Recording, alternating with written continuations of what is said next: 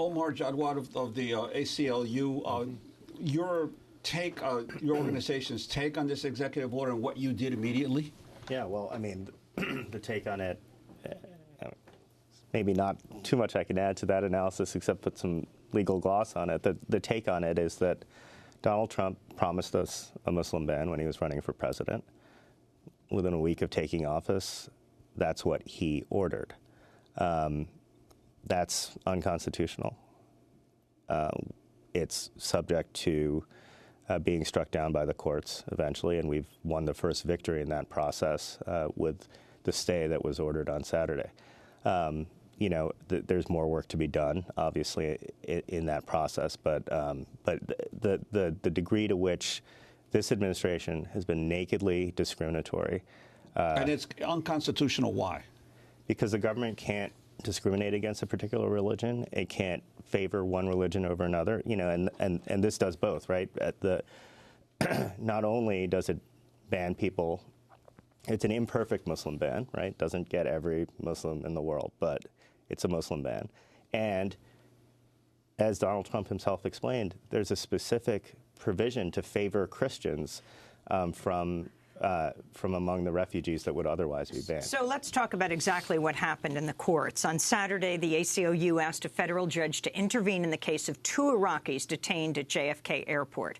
On Saturday night, U.S. District Judge Ann Donnelly in Brooklyn ordered the men released as part of a nationwide stay on part of Trump's executive order, her ruling temporarily blocking the deportation of valid visa holders, including those from the countries listed in Trump's ban.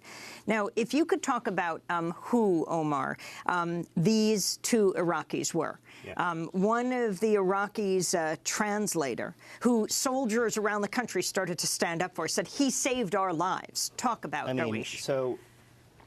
And this is the face of who a Muslim ban hits, right? It's people like Nasreen, it's people like Mr. Darwish, who worked for the U.S. military for 10 years in Iraq, put his life on the line for our country in a way that most Americans don't. And because of what he did, was trying to come to the United States and escape the possibility of retribution for what he had done for our country. We have a special immigrant visa process for folks who have helped the military abroad. He got one of these visas, got fully vetted for it, went all the way through the process, gets to the airport, and they say, well, they told him, potentially that they were going to deport him back. Let's go to Hamid Darwish speaking at JFK after he was released. This is the soul of America. Now, this is what pushed me to move, leave my country and come here. And I'm very, very thankful to all the people who come to support me. Thank you very much.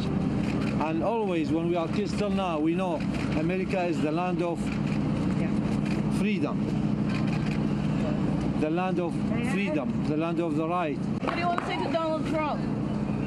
I like him, but I don't know. This is a policy. I don't know. He's a president, and I'm a normal person. But I have a special immigration visa in my passport, me and my family, because I work with the U.S. government. I support the U.S. government from the other side of the war. But when I came here, they said no, and they treat me as I break the rules or do something wrong. I surprised, really.